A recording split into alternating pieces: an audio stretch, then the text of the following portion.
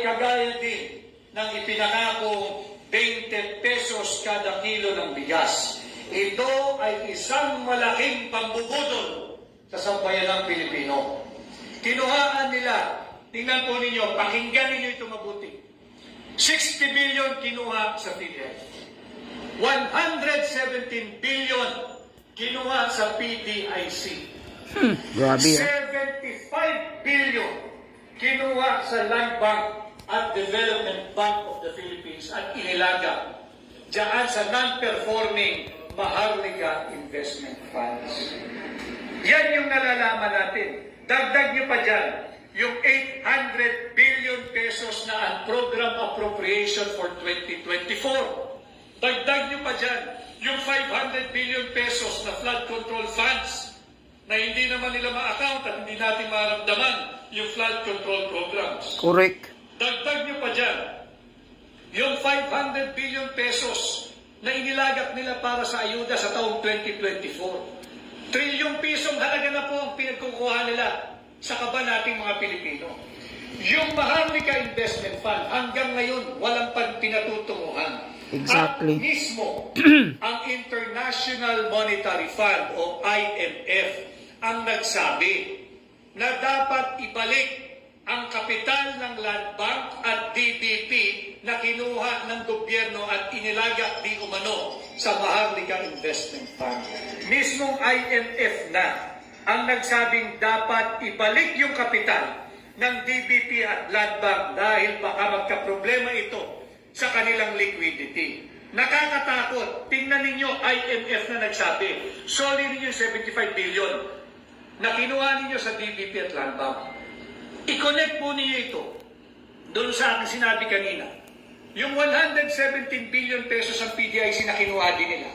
Eh paano kung magka-problema yung dalawang higanteng financial institution ng gobyerno, yung Land Bank at DBP? Paano ang depositor nito? Eh kinuhaan mo rin ng higit na malaking halaga yung PDIC. Paano na yung insurance ng mga depositor? Exactly. Magbibigay pa kaya yung garantyang at least 500,000 pesos na perang makukuha ng kada depositor? Yung sa 117 billion pesos na kinuha nila sa PDIC represents 55% of the liquidity required by law na dapat meron ng PDIC. Ang equivalent to 117 billion na kinuha nila sa PDIC ay 55% liquidity o reserve ng PDIC. Huwag naman, hindi natin kinakailangan. Subalit pag nagkaaberya ang mga bangko, magkaroon ng bank run, magkaroon ng bangkaroting bangko, baka hindi matugunan.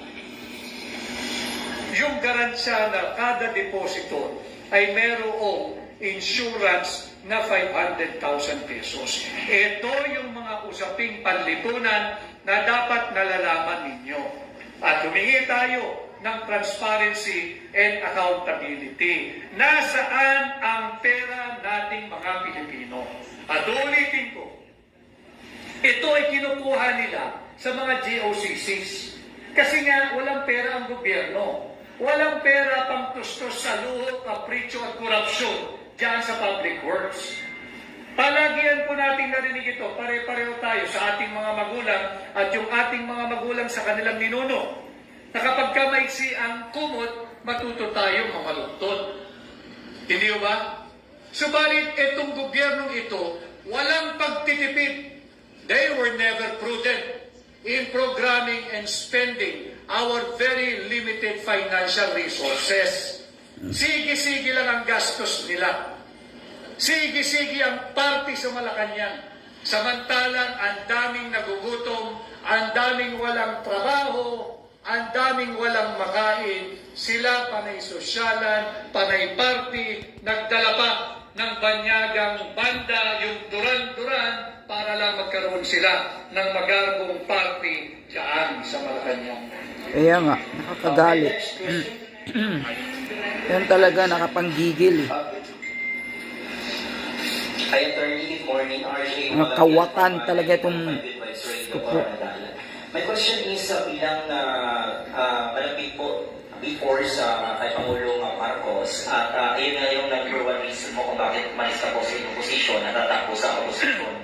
Well, dito naman po sa may Mindanao, particular po sa Southern Mindanao, South Cotabato, nagmamatter po dito yung edukasyon, especially po sa higher education, which is nabawasan yung fund, especially doon sa what we call Unifast, na doon po umaasa ang mga mahihirap po ng mga estudyante.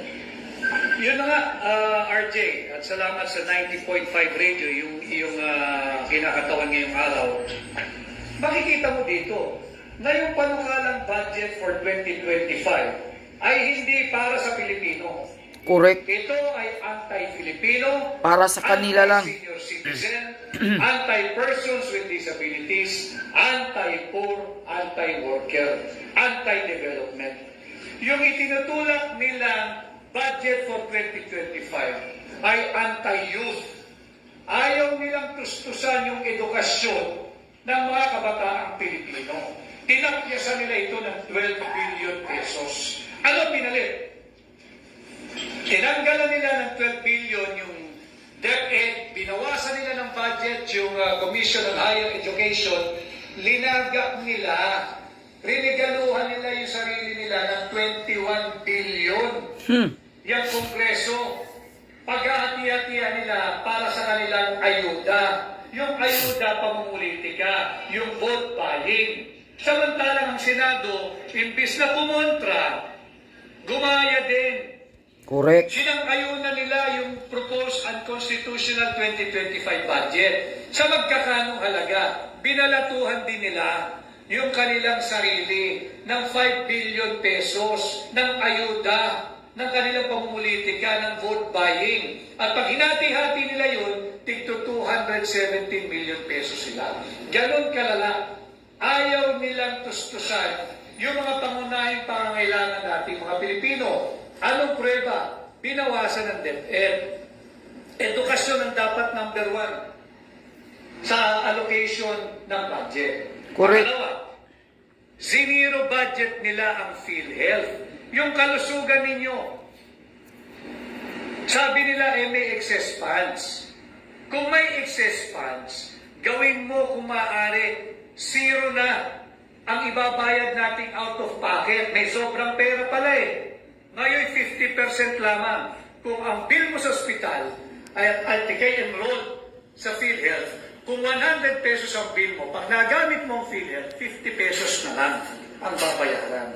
Sabi nila, may 600 billion pesos sobrang funds sa PhilHealth. Oh, may sobra pala eh. Eh di palawigin natin yung coverage. From 50%, gawin na natin 100% para wala na out-of-pocket expense ang ordinaryong Pilipino.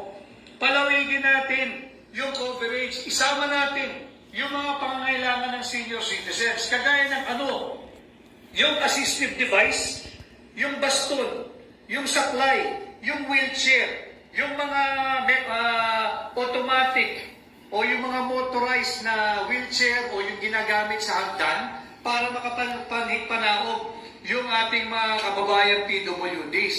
Hindi ito kasalas coverage ng PhilHealth. Kung sobra-sobra pera, mag-isip tayo. Correct. Balik natin.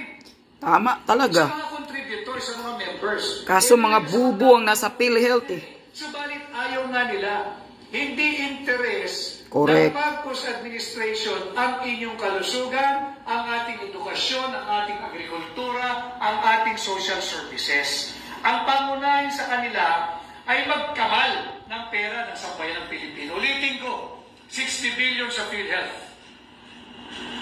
117 billion ng PDIC, 500 billion pesos doon sa flood control funds, at marami pang iba, yung 75 billion pesos na kinuha sa DBP at Land Bank. Ito'y mga seryosong usapin. At mismong IMF na ang nagsabi, you have to give back that capitalization you have taken from the DBP and Land Bank. Otherwise, they might encounter liquidity problem. And when they encounter any liquidity problem in the future, God forbid, tatakbo tayo sa PDIC. Ang PDIC, kinuha yung 55% reserve nito Yung 117 billion. Paano tutustusan ng PDIC yung mga pera ng deposito ng dalawang higanteng financial institution? Yun na. An explanation is in order. Hindi pwedeng itong itago, hindi pwedeng ito'y iwasan. At ito hindi pwedeng daanin lang sa paayuda-ayuda na magkakano? 3,000, 4,000, 5,000. Hahatian pa kayo ng mga korap na opisyal. Yung 5,000, susuli mo 1,000, 2,000, 3,000 lang mapapauwi mo. Magkakano lang mga kababayan yung 3,000? Mas malaki ang PhilHealth coverage. Dahil ulitin ko, kung kayo na ospital at ang billing ninyo ay 30,000 pesos, dapat ang babayaran nyo na lang out of pocket ay 15,000. Nakasave kayo ng 15,000. Correct. Hindi ba't mas mabuti yun kesa doon sa mga tumatanggap ng 3,000, 5,000, 7,000, susumbatan ka pa. Hindi naman nila pera yan. Pera nyo yan. Again, pag kami nagbigay, kunin ninyo. Pero huwag ninyong ibebenta ang kinabukasan ng mga anak ninyo.